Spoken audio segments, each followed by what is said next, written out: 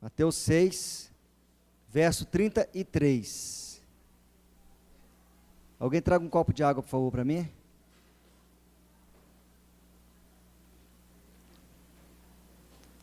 Diz assim o texto. Todos acharam? Buscai, pois, em primeiro lugar, o seu reino e a sua justiça, e todas estas coisas vos serão acrescentadas. Amém? Vamos ler novamente? Buscai, pois, em primeiro lugar, o seu reino e a sua justiça, e todas estas coisas vos serão acrescentadas. Quando Jesus disse todas as coisas, nós precisamos entender um pouquinho antes. No verso 31 e o verso 32 diz assim: portanto, não vos inquieteis dizendo que comeremos, que beberemos, ou com que nos vestiremos, porque os gentios é que procuram todas essas coisas, pois o vosso Pai Celeste sabe que necessitais de todas elas. Então esse texto aqui, Mateus estava dizendo o seguinte: se você quer ficar sem preocupar com comida, com bebida, com o que você vai vestir, você precisa fazer o quê? Buscar o Senhor em primeiro lugar. Porque quem fica se preocupando com essas coisas é quem? Os gentios, aqueles que não conhecem Jesus. De uma forma mais clara, esse texto podia ser dito assim: os descrentes passam toda a vida, desde o nascimento até a morte, preocupados principalmente com as suas necessidades materiais. Eles não conhecem o Pai como provedor, e também não se importam com o seu reino. Estou lhe dizendo que não deve ser como eles. Seu Pai sabe que você precisa das mesmas coisas que eles passam a vida inteira tentando adquirir. Mas a minha promessa para você é que se você dedicar sua vida em primeiro lugar a buscar o seu lugar no reino do Pai, pondo a vontade dele como prioridade, ele mesmo se encarregará de prover todas essas coisas para você. Isso será apenas um resultado de servi-lo em seu reino. Todas essas coisas lhe serão acrescentadas. Então nós precisamos formatar um pouco a nossa mente, que vez ou outra, eu e até mesmo você, às vezes podemos ficar preocupados com essas questões, né? Antes nós falamos sobre essa preocupação, onde as pessoas procuram adquirir, onde as pessoas procuram guardar, porque ficam pensando em quê? No infortúnio, né? Não são poucas pessoas aqui, talvez, que já tem todo o seu plano funeral pago.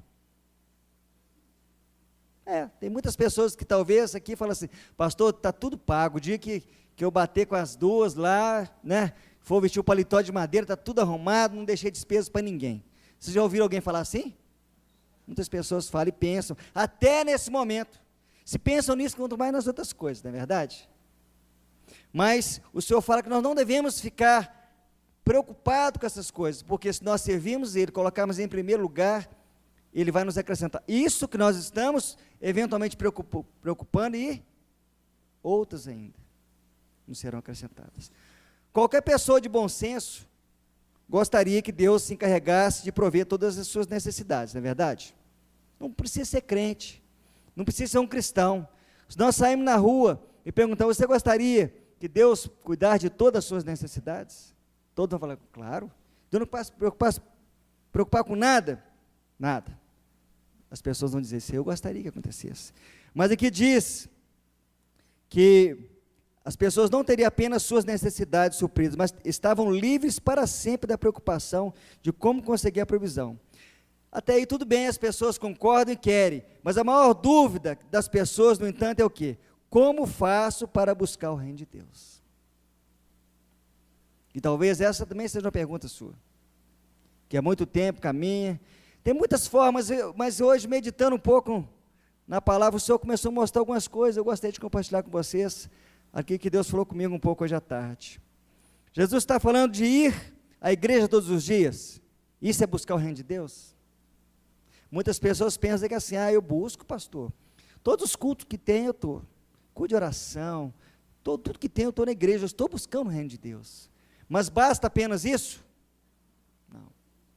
Será que seria falar de dar mais minhas finanças para a obra de Deus? Os fariseus, eles davam dízimo até da hortelã. Isso agradou o Senhor? Nós vemos o Senhor falando, ó, que bom os fariseus, dão o dízimo até da hortelã. Não. Lembrando também da oferta daquela viúva, nós vemos que Jesus estava ali vendo as pessoas colocando muitas somas de dinheiro no gasofilácio. Mas isso agradou o Senhor? Não. Isso tem a ver com aliança aos pobres. Você fala, não, pastor, eu ajudo as pessoas necessitadas. Isso basta você ajudar as pessoas pobres, os necessitados, isso é buscar o reino de Deus? Não. Por onde nós devemos começar então? Jesus explica em mais detalhes como buscar primeiro o reino de Deus em uma passagem começando lá em Lucas 15:1. Abra comigo lá em Lucas 15:1. Vamos ler o verso 1 e o verso 2.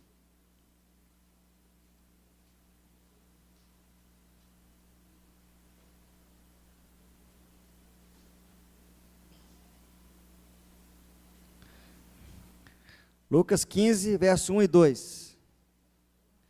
Quem achou diz amém. Quem não achou ainda diz, espera um pouquinho. Todo mundo achou. Diz assim o texto, Lucas capítulo 1, verso 1 e 2. Aproximavam-se de Jesus todos os publicanos e pecadores para o ouvir. E murmuravam os fariseus e os escribas, dizendo, este recebe pecadores e come com eles. Jesus começa a mostrar um pouquinho do reino, começa a entender um pouquinho sobre buscar o reino de Deus em primeiro lugar, a partir desse texto.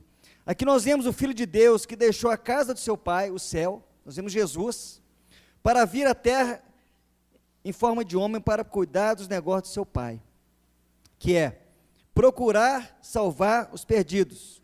Para isso é necessário que ele misturasse e se relacionasse com os publicanos e pecadores.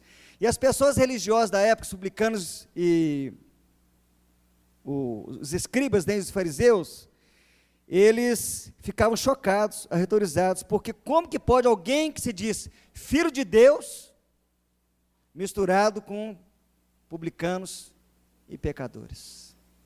Eles tinham uma forma diferente de entender sobre o reino de Deus. Eles pensavam que buscar o reino de Deus é o quê? Seguir regras, doutrinas, dogmas, coisas que religiosamente, ou de uma forma maquinalmente, como a Bíblia diz, aprenderam, sobre rituais, e eventualmente nós também trazemos isso conosco, que pensamos que buscar o reino de Deus é ser alguém que segue ritos, alguém que tem costumes, mas o reino de Deus está muito além dessas coisas, amém?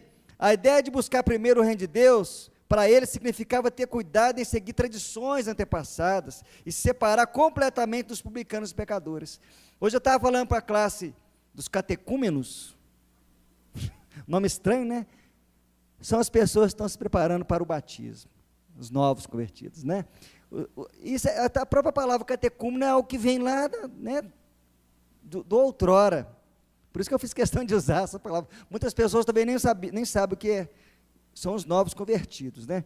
E hoje eu estava falando que às vezes as pessoas, eles entendem que a conversão é que você tem em Jesus, então você se separa do mundo. Então na escola, a menina converteu, eu estava falando, a minha turminha lá são, né, 3 mocinhas, né? E eu falei assim, então, agora eu não ando com você, não converso com você, porque agora eu sou cristã, então, e você tem alguns costumes que não está muito de acordo com a Bíblia, então eu não quero ser mais sua amiga. Eu falei, essa não é a postura. Isso não é buscar o reino de Deus, você tem sim que estar junto, viver junto, mas não compactuar, e ser alguém que seja luz. A Bíblia nos chama de o quê? Sal da terra e luz do mundo. Então os fariseus pensavam assim, que se ele é filho de Deus, e ele não pode misturar com esse povo, ele tem que ser alguém separado, alguém que não se mistura.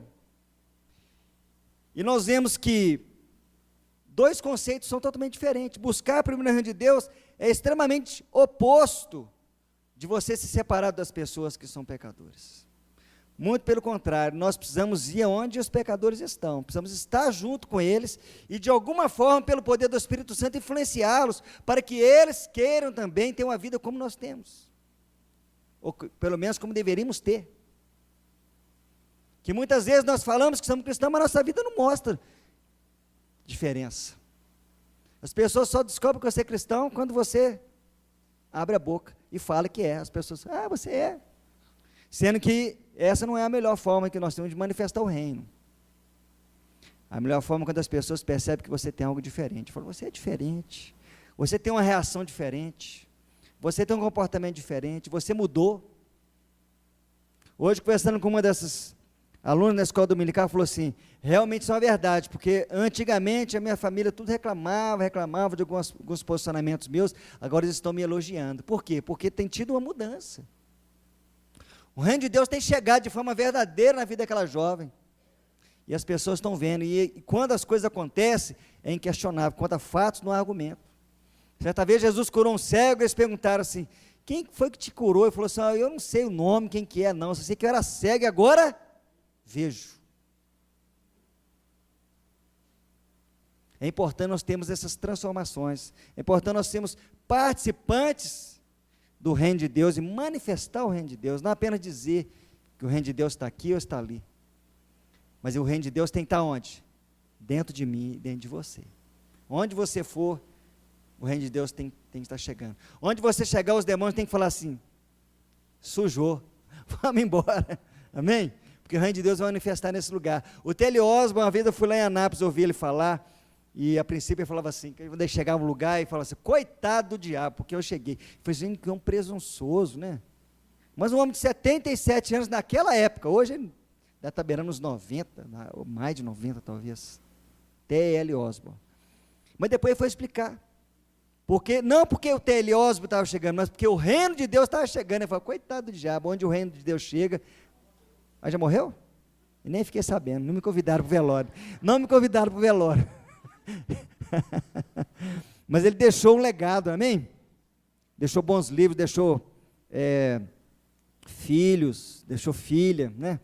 O T.L. Osborne, a primeira cruzada dele na África, irmãos, ele não pôde publicar as fotos, porque aquele lugar onde foi as pessoas estavam nuas, não por cultura, como às vezes os índios na Amazônia, você vai, andam nus por cultura, por pobreza mesmo. Então é um homem, né, que eu já ouvi falar pessoalmente, tem livros autografados por ele lá, que ele tinha mal de Parkinson, mas mesmo assim com muita dificuldade, ele fez questão, irmãos, de dar os livros. Só isso é algo que impacta, né? Onde nós vemos tantos pastores vendendo, compra, participa, ser um patrocinador desse ministério. Esse dia tinha um chorando, pedindo 21 milhões, irmãos. Chorando. Pedindo 21 milhões. Eu vou perguntar uma coisa para vocês, vocês acham que ele conseguiu os 21 milhões? Eu acho que provavelmente. Tá?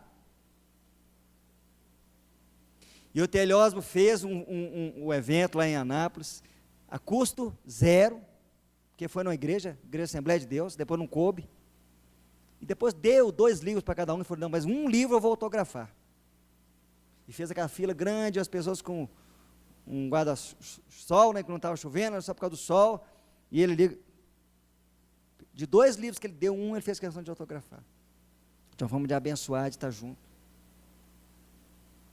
Então essas coisas impactam, por isso que esse homem, mesmo depois de morto, quando me contarem, ele vai continuar falando, irmãos. Amém? Porque é um homem que entendeu o reino de Deus, um homem que decidiu abrir mão. Um homem que tinha uma intimidade tão grande com Deus, agora o assunto acabou mudando um pouquinho, mas eu tenho que falar um pouquinho dele, que quando a esposa dele adoeceu, ela tem que falar com ele assim, não ora, porque eu preciso estar com o Senhor, não ora pedir para ficar, mas eu não quero ficar mais.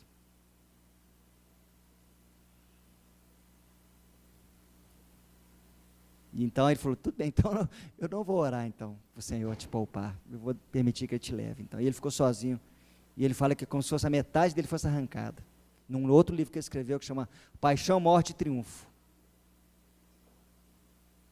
Amém? Mas voltando para aqui, nós vemos, né, então vamos entender um pouquinho mais sobre o reino, em Lucas 15, mas quando nós vamos para a parábola do filho pródigo, nós vamos entender um pouco essa diferença de buscar primeiro o reino de Deus e de buscar nosso próprio interesse. Amém? Então Jesus começou a ensinar um pouquinho a respeito disso, não que nós vamos resumir o assunto aqui, amém? Mas é algo assim que É muito interessante nós entendermos na parábola do filho pródigo dentro de uma outra ótica que nós vamos aprender nessa noite aqui.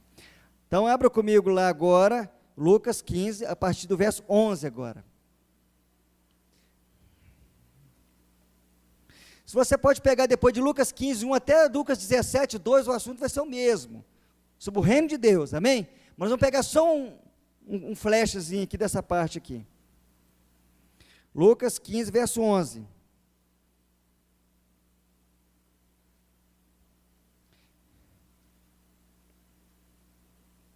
Amém? Diz assim, continuou, certo homem tinha 2 filhos, o mais moço deles disse ao pai, pai, dá-me parte dos bens que me cabe. E ele lhes repartiu os haveres. Então, deu para os 2, viu? Às vezes as pessoas pensam que o pai deu só para o mais novo. Deu para o mais novo e para o mais velho. Lhes repartiu os haveres. Passado, não muitos dias, o filho mais moço, ajuntando tudo que era seu, partiu para uma terra distante. E lá dissipou todos os seus bens, vivendo dissolutamente. Depois de ter consumido tudo, sobreveio àquele país uma grande fome. E ele começou a passar necessidade. Então, ele foi e se agregou a um dos cidadãos daquela terra. E este o mandou para os seus campos guardar porcos. Ali desejava fartar-se das alfarrobas que os porcos comiam, mas ninguém lhes dava nada. Queria comer comida de porco, irmãos. Mas os porqueiros não davam para ele a comida. Então,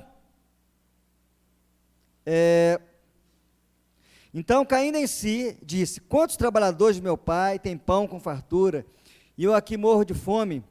Levantar-me-ei e irei ter com meu pai, e lhe direi, pai, pequei contra o céu diante de ti, já não sou digno de ser chamado teu filho, trata-me como um dos teus trabalhadores. E levantando-se, foi para seu pai. Vinha ele ainda longe, quando seu pai o avistou, e compadecido dele, correndo, o abraçou e beijou, e o filho lhe disse, pai, pequei contra o céu e diante de ti, já não sou digno de ser chamado teu filho. O pai, porém, lhe disse aos servos, trazei depressa a melhor roupa, vestiu, põe-lhe um anel no dedo, sandália nos pés, trazei também e matai o novilho cevado, comamos e regozijemos, porque esse meu filho estava morto e reviveu, estava perdido e foi achado. E começaram a regozijar-se. Ora, o filho mais velho estivera no campo, e quando voltava, ao aproximar-se da casa, ouviu a música e as danças. Chamou um dos criados e perguntou-lhe o que era aquilo. E ele informou, veio teu irmão, e teu pai mandou matar o novilho cevado, porque o recuperou com saúde. Ele se indignou, e não queria entrar. Saindo, porém, o pai procurou conciliá-lo. Mas ele respondeu ao seu pai, há quantos anos te sirvo, sem jamais transgredir uma ordem tua, e nunca me deste um cabrito sequer para alegrar-me com os meus amigos. Vindo, porém, esse teu filho, que desperdiçou os teus bens, com meretrizes, tu mandaste matar para ele um novilho cevado. Entrando lhe respondeu o pai, meu filho, tu sempre estás comigo, tudo que é meu é teu. Entretanto, era preciso que eu regozijasse e nos alegrássemos, porque este teu irmão estava morto e reviveu, este estava perdido e foi achado. Amém? E aqui agora, vamos à história que a Bíblia não contou. Amém? Vamos viajar um pouquinho, que é, como diz a Giovana, na maionese. Qual seria a única forma da atitude do filho mais velho ser diferente? Por que o filho mais velho teve essa postura tão dura? O que precisava ter acontecido para esse filho mais velho ter uma postura diferente? Podemos perceber, esse filho havia servido no campo a seu pai por muitos anos. A Bíblia fala que ele reclamou, pai, eu estou te servindo há muitos anos sem nunca transgredir nada. Eu sempre fui muito pontual. Tipo assim, eu nunca atrasei, nunca fiz um horário de almoço a mais, nunca te pedi nada além daquilo que é meu salário.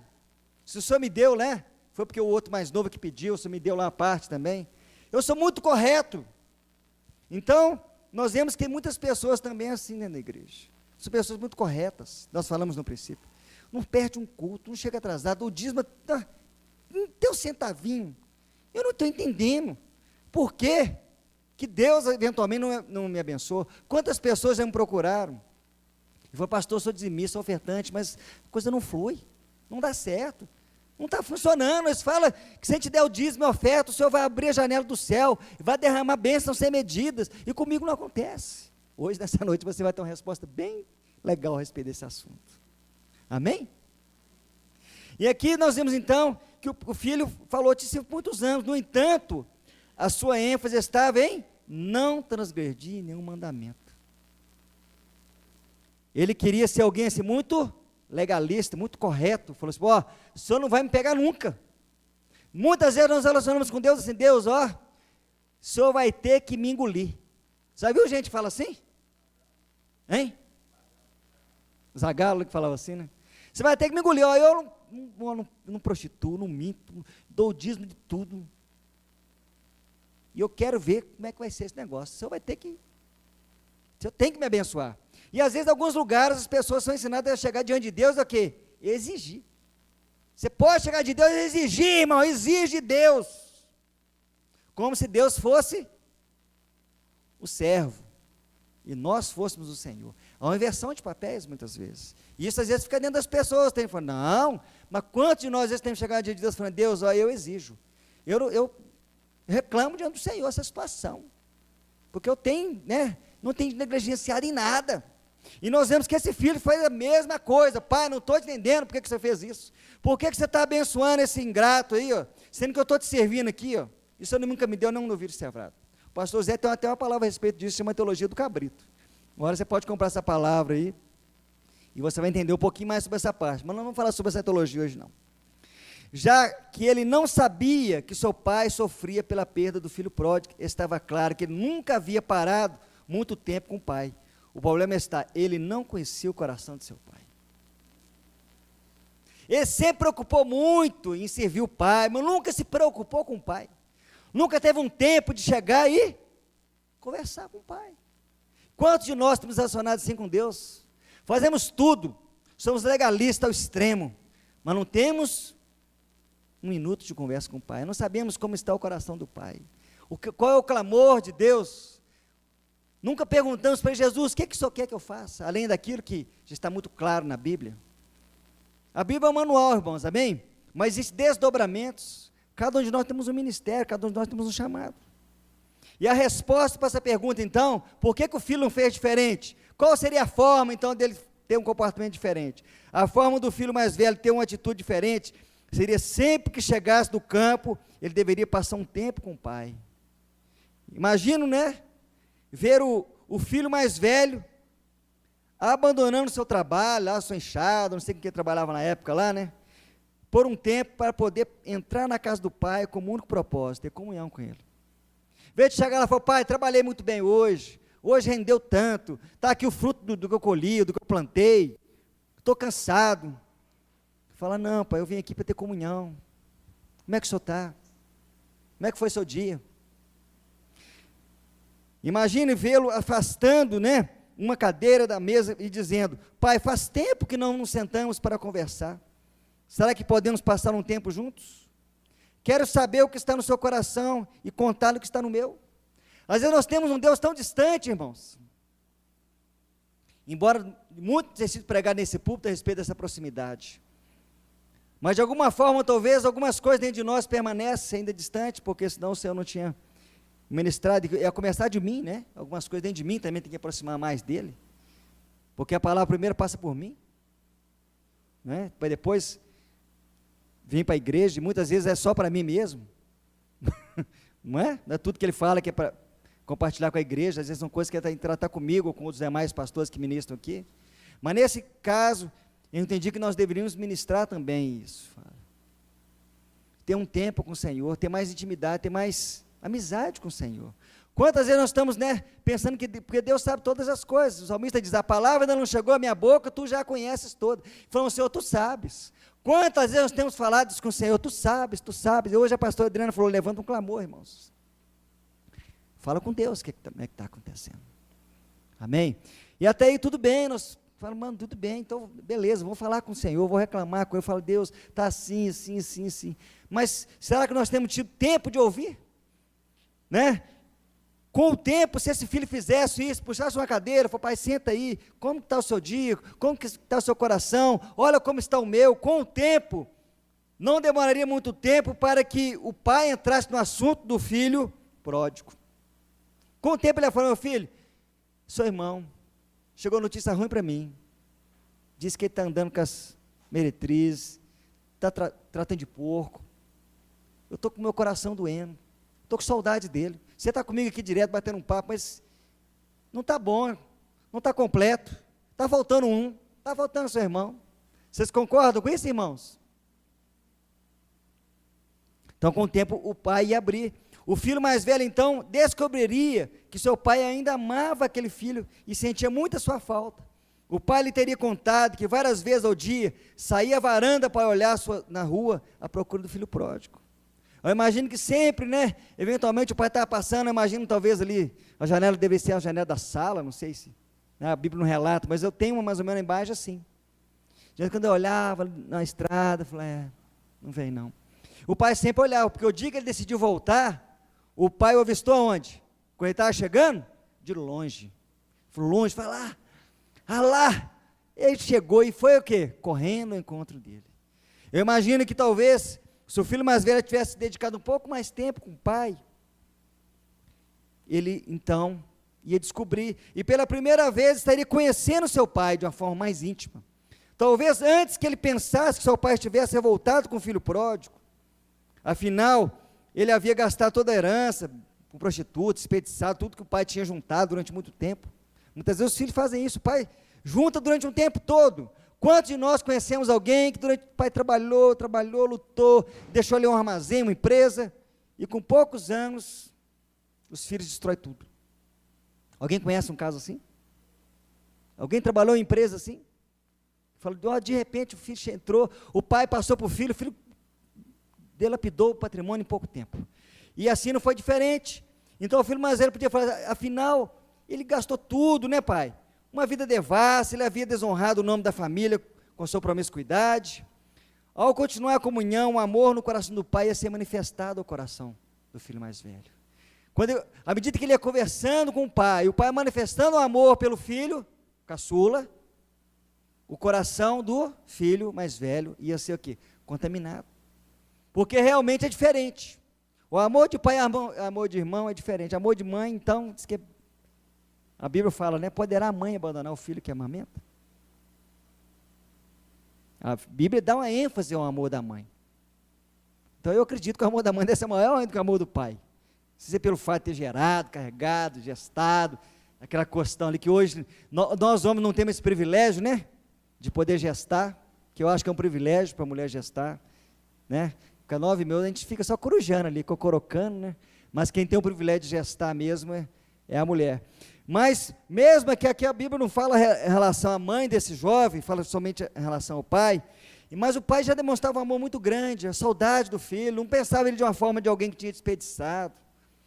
E nessa noite eu entendo que nós temos ceia, e hoje eu creio que nós estamos divididos em duas classes de pessoas aqui, os filhos mais novos e os filhos mais velhos.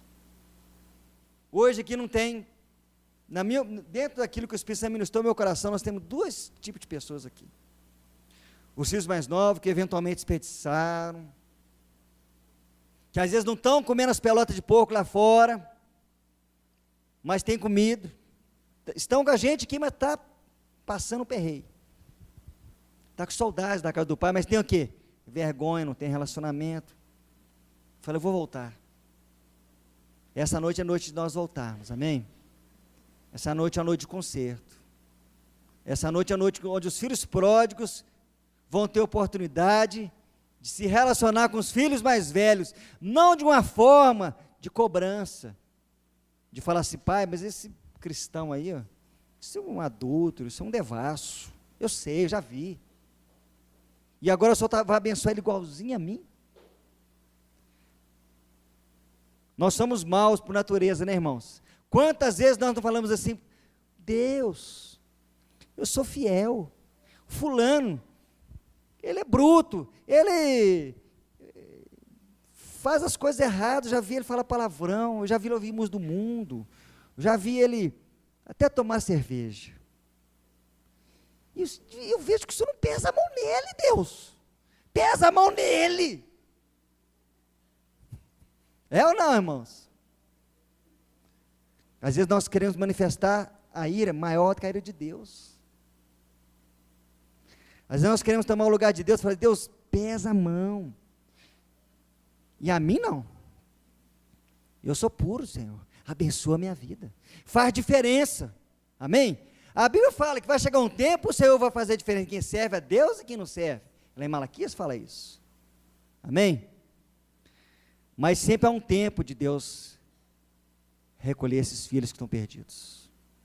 Esses que estão lá e que eventualmente estão aqui nessa noite. E essa noite é a noite de concerto. Amém? E nós vemos aqui então que o filho mais velho não sabia que o pai estava sofrendo a perda do irmão perdido, do irmão pródigo, o caçula. Você quer que eu procure por ele? Se ele tivesse tido o coração do relacionamento com o pai, ele podia ter esse privilégio de perguntar, você quer que eu procure por ele? Talvez eu encontre e lhe possa dizer que você ainda o ama. Posso lhe dizer que seu coração deseja o retorno dele. Talvez ele não saiba disso. Pai, você quer que eu busque por ele e lhe diga sobre o seu amor? Então talvez nessa noite, irmãos, o Senhor quer ministrar o meu coração e o seu coração, que nós precisamos ter essa intimidade com o Senhor e saber assim, onde estão esses filhos pródigos. Quem é que dentro da comunidade vê de Deus, ou quem é dentro da sua família, dentro da escola, no trabalho, na sociedade que você vive, no meio onde você vive, quem são esses filhos pródigos? Nós não estamos falando de pessoas que não conhecem a Deus.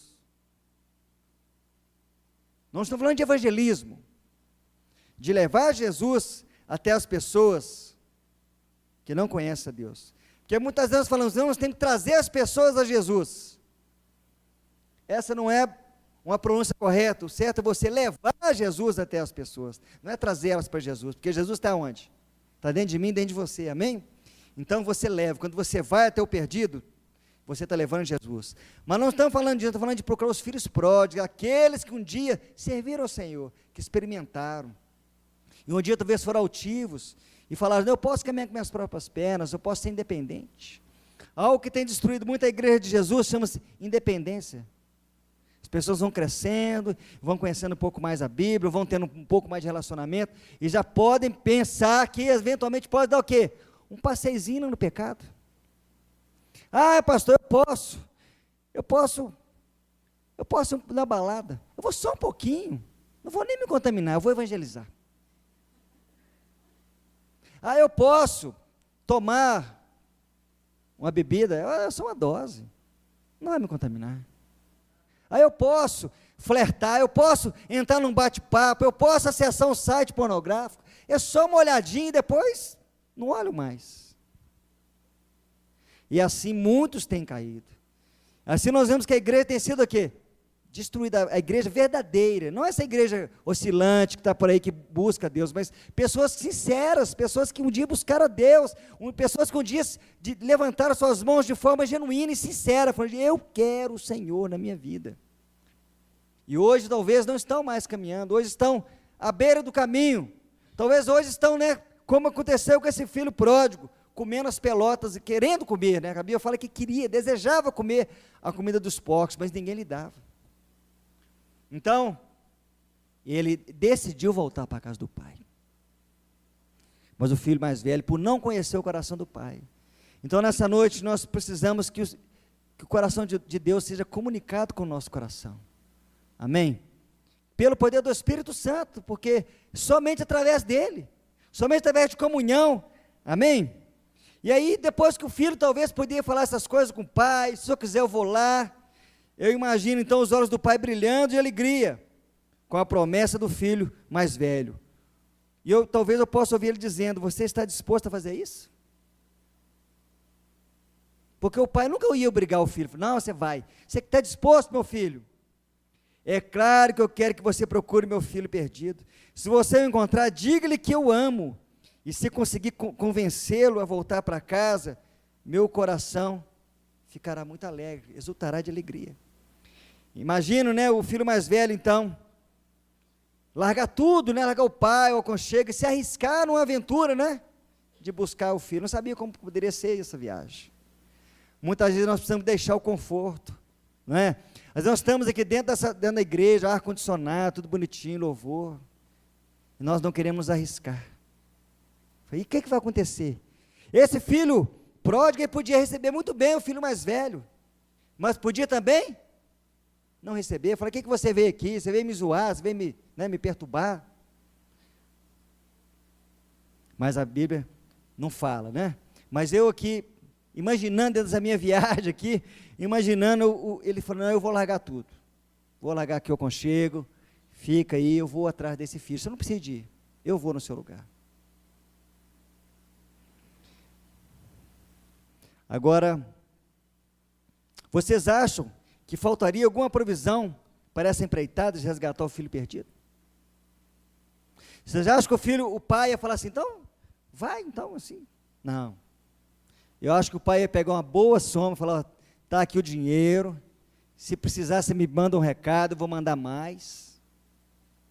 Eu acho que o filho mais velho, se ele tiver tido essa atitude, talvez o pai teria investido na vida dele. Não ia faltar nada. E voltando para o princípio da nossa palavra, onde fala que nós precisamos buscar o reino de Deus em primeiro lugar, e as outras coisas não seriam acrescentadas. Ele nos daria aquilo que nós preocupamos, que é o quê? O que comemos, o que vestimos, onde moramos, não é isso? O que bebemos, as escolas dos nossos filhos, o futuro. Então a Bíblia fala que vai nos dar essas coisas que eventualmente nos perturbam e ainda muito mais, se nós tivermos um coração do filho mais velho que eu estou traçando aqui, não do filho que teve aquele comportamento que a Bíblia relata, mas dentro da segunda opção, né? Às vezes os filmes, às vezes terminam, a gente pode às vezes traçar um outro final para o filme, e aqui eu viajei um pouco pensando assim, qual poderia ter sido a situação se o filho mais velho resolvesse ter relacionamento com o pai, e conhecer o coração do pai. Eu quero dizer para você, se você se relacionar com Deus, e procurar obedecer, andar dentro do seu chamado, não vai faltar nada para você. Deus vai suprir todas as suas necessidades. Essa é a verdadeira receita da prosperidade. Muitas vezes nós buscamos, né, continhas, muitas vezes nós buscamos fazer barganhas com o Senhor, mas hoje eu entendi que além de outras coisas que podem também trazer prosperidade para a nossa vida, uma das mais certeiras é você andar dentro do seu chamado e decidir abrir mão de tudo aquilo que te traz segurança eventualmente para buscar aquilo que o Senhor te pediu para fazer. Amém? E lá em João 14, verso 13 e 15 diz assim, e tudo quando pedires em meu nome, isso farei, a fim de que o Pai seja glorificado no Filho. Se me pedires alguma coisa em meu nome, eu farei. Se me amais, guardareis os meus mandamentos. Então, o que mudou nessa história que nós contamos aqui? O filho mais velho, fazendo-se tornar um filho servo. Não um filho trabalhador, não um filho que decidiu fazer tudo que o pai traçou, mas um filho que decidiu interessar pelas coisas do pai. A Bíblia fala que aquele que faz somente aquilo que é mandado é chamado de quê? Servo inútil. E às vezes nós não gostamos, nenhum de nós talvez gostaríamos, se falar assim, pastor, tudo que o senhor pediu para poder fazer eu fiz, está tudo limpinho, então arrumei, então. E eu falar, você fez tudo direitinho? Fiz, então você é servo inútil, os parabéns. Mas a Bíblia fala assim, irmãos, quem faz só ali, ó, retinho ali, ó, nós temos que falar, Jesus, eu quero fazer mais, só pode contar comigo. Quantos aqui nessa noite podem fazer isso de uma forma sincera? Falar, Jesus, pode contar comigo, eu quero fazer mais, amém? Eu quero fazer mais. Tem muitas coisas para ser feitas. A Bíblia fala que a seara é grande, os trabalhadores são poucos. E nós precisamos rogar ao Senhor da seara para que envie trabalhadores. Quantas coisas, irmão, nós podemos estar fazendo como igreja? Nós vemos a nossa escola dominical pela manhã aqui, pouquíssimas pessoas têm vindo. Tem vindo um grupo bom, mas em relação ao que está aqui, é muito pouco. E eu te pergunto, o que você está fazendo domingo de manhã?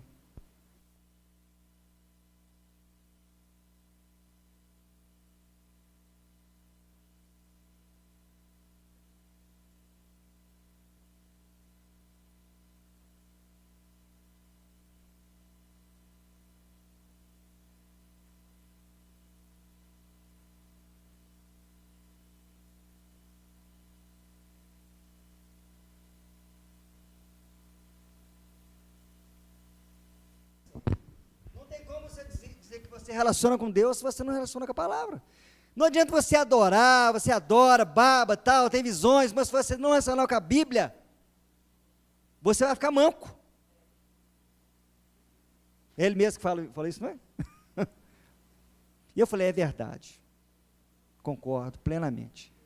Então, o que adianta você se relacionar, fazer tudo direitinho, que às vezes nós aprendemos, os cristãos mais velhos aqui, então, sabem muito bem qual que é o comportamento de um cristão, mas aí se limita àquilo.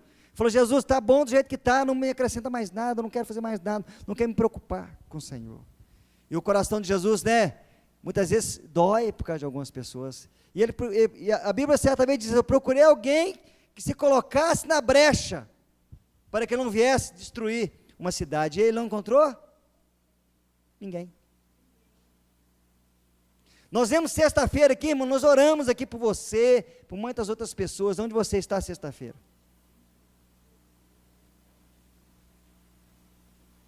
Essa sexta agora não oramos tanto, porque nós estávamos colocando aquele quadro ali, ó, aquele vidro lá que é o quadro de aviso, fez muito barulho, mas alguns vieram para cá e adoraram aqui, enquanto outros estavam adorando, trabalhando também lá, que trabalhar também é adoração. Não adianta falar assim, eu sou só adorador, não põe a mão no pesado, não, né?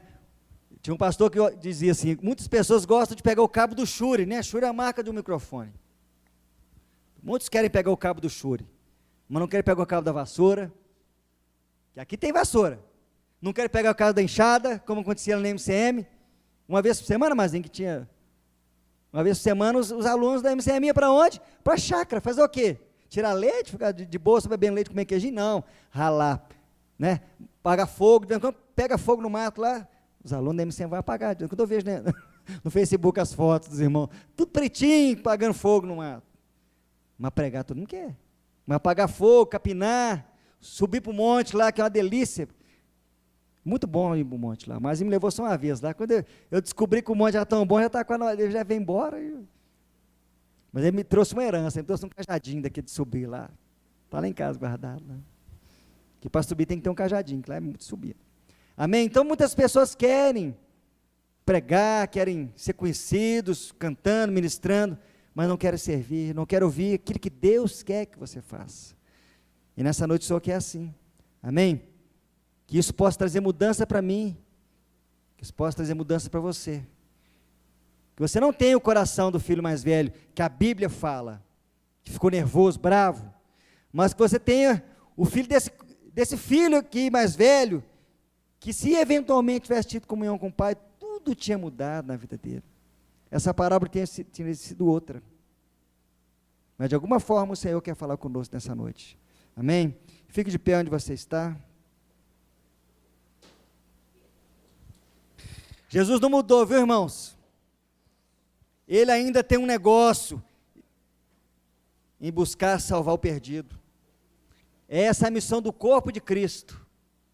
O corpo de Cristo, a igreja tem essa missão de buscar e salvar o perdido. E nessa noite nós vamos participar do corpo, representado pelo pão, e do sangue, representado pelo o suco de uva. É muito propício, você pode vir aqui, pega o seu pão, pega o seu cálice, volta para o seu lugar, e nós vamos participar juntos. E essa ceia, nessa noite, vai ser uma ceia que vai trazer a nossa memória, que nós temos aqui nessa noite, filhos mais velhos e filhos pródigos. Eu não sei qual é a sua condição, e você não precisa se manifestar, fala, pastor, eu sou filho pródigo, ou eu não sou pródigo, mas eu sou um filho mais velho, eu quero ter uma mudança. Você sabe quem você é nessa noite, e o Senhor ama de igual forma, amém? Deus não amou mais o mais velho, mesmo se ele tiver tido a atitude diferente que ele teve. Ele não amou mais o mais jovem, ele amou os dois, porque os dois eram filhos. Mesmo tendo a atitude que o filho teve, de rejeitar, de reclamar, que nunca tinha ganhado no filho, ainda assim o pai amou. Amém? Pode sair do seu lugar, pega aqui o cálice, pega o pão, volte para o seu lugar.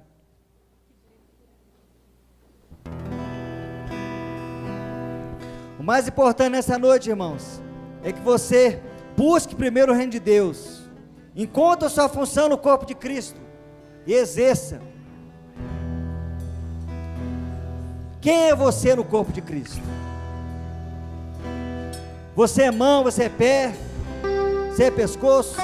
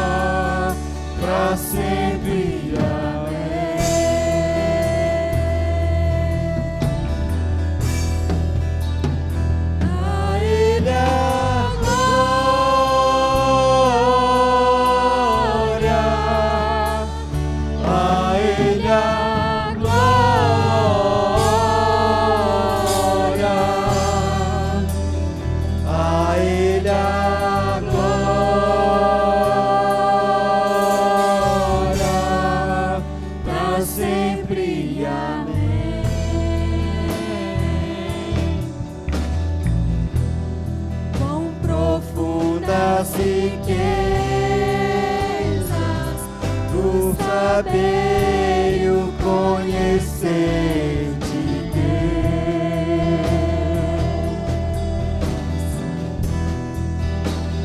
Quão insondáveis teus juízos e os teus caminhos.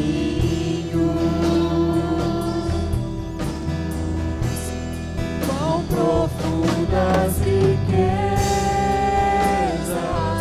o saber e o conhecer de Deus.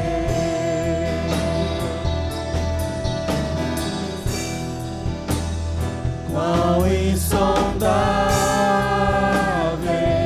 teus juízos e os teus. Irmãos, levante suas mãos para o Senhor. O Senhor vai selar essa palavra com unção. O Senhor vai derramar uma unção fresca agora nesse momento sobre nossas vidas. Feche seus olhos e adore o Senhor. Não sei qual é a sua condição, se você é filho pródigo ou se você é um filho mais velho que estava reclamando do cuidado com um filho mais novo. Mas que nessa noite o Senhor quer mudar o seu coração e fazer que você, sendo o filho mais velho, que se preocupa com o mais novo, tanto quanto o pai. Adore-o, adore-o. Ele é digno de toda adoração. Oh Jesus, obrigado Jesus. Que um dia o Senhor me encontrou, um dia o Senhor me achou numa condição muito debilitada.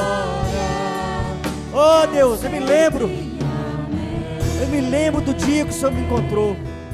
Procure lembrar, meu irmão, do dia que você teve um encontro com Jesus, o dia que Ele te achou, como você estava moribundo, Talvez você estava sujo.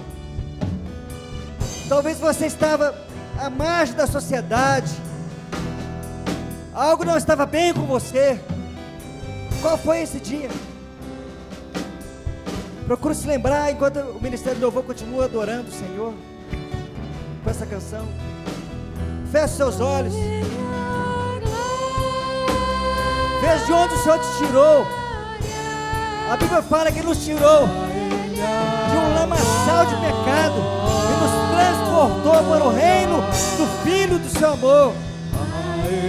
Obrigado, Jesus. Obrigado. Obrigado. Porque eu tenho em mim condições do filho pródigo. Eu tenho em mim condições, situações que precisam ser resolvidas. E nessa noite eu sei que o Senhor me ama, que o Senhor me recebe, que o Senhor está disposto a transformar minha vida. Obrigado, Jesus, porque eu tenho condições em mim também desse filho mais velho, que julga, que condena, que é impaciente, que é intolerante.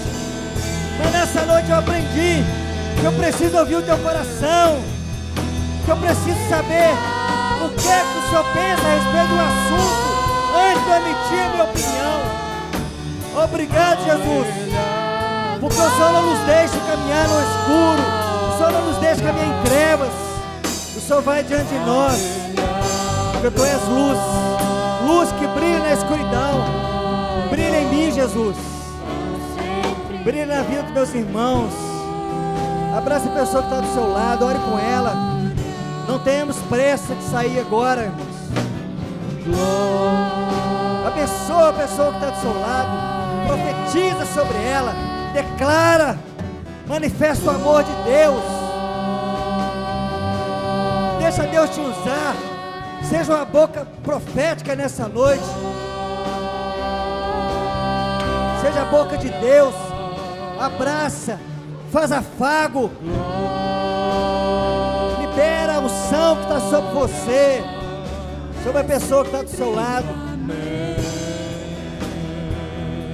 Manifesta o amor de Deus. Manifesta aquilo que está dentro de você nessa noite. Isso. Declare o amor de Deus nessa noite. O pai não estava satisfeito em estar só com um filho, apesar de ser um filho trabalhador, mas ele tinha saudade do outro. Talvez o Senhor está com saudade de você. Talvez você está aqui nessa noite. Você entrou aqui, talvez se sentindo sujo, se sentindo separado, diferente.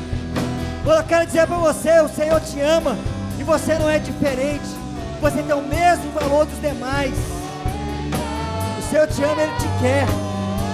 Ele te quer tanto que Ele pegou o único filho dele, Jesus Cristo, e esse filho Ele entregou na cruz por amor a mim e a você.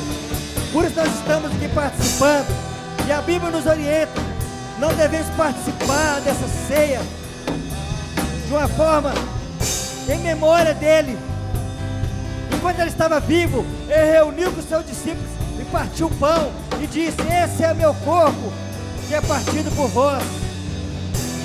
Da mesma forma, Ele tomou o cálice e deu aos seus discípulos, dizendo: tomai, esse é meu sangue, derramado por vós. Fazer isso em memória de mim. Então faça isso agora. Tome do pão, coma o pão, beba o cálice. Para Ele são todas em memória dele, até que Ele venha. Até que Ele venha. Até que Ele venha. Mas vai ter um dia, irmãos, nós estamos estar com Ele assim, ó, olho no olho, frente a frente, os olhos como chama de fogo, os pés como latão reluzente, os cabelos mais brancos que a alva lã, e da sua boca sai uma espada afiada. Amém? Haverá um dia que aquele que um dia morreu como um cordeiro, ele ressuscitou e ele voltará. Um dia nós estaremos com ele. Ele não será mais uma ovelha, um cordeiro, mas mas ele será o leão da tribo de Judá, que reina para sempre, que reina e reinará sobre a minha vida e sobre a sua vida, em nome de Jesus. Amém?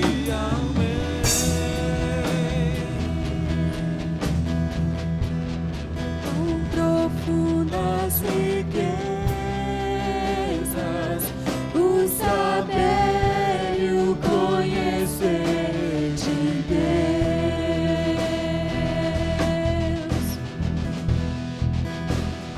Quão insondáveis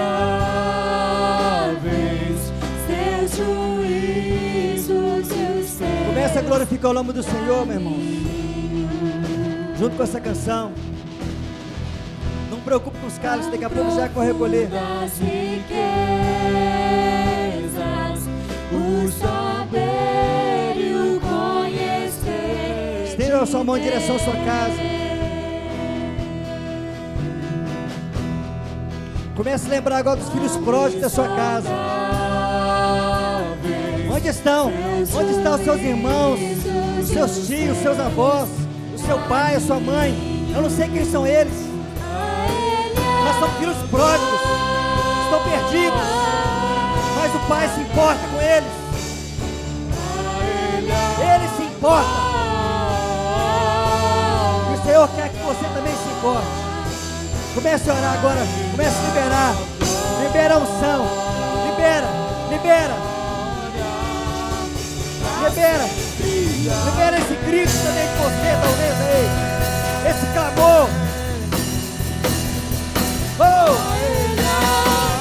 Oh, Jesus,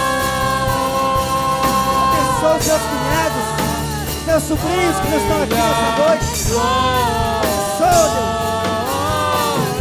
Abençoa toda a minha família, toda a minha parentela. Abençoa os meus amigos. Abençoa aqueles que um dia congregaram conosco e que agora estão no mundo, estão perdidos. Oh, Deus, levanta filhos pródigos, filhos mais velhos, que vão lá. Faça o coração, aquilo que o Pai pediu para fazer e os busque. Nós queremos de volta, Deus, aqueles que são teus, em nome de Jesus. Oh, Espírito de Deus,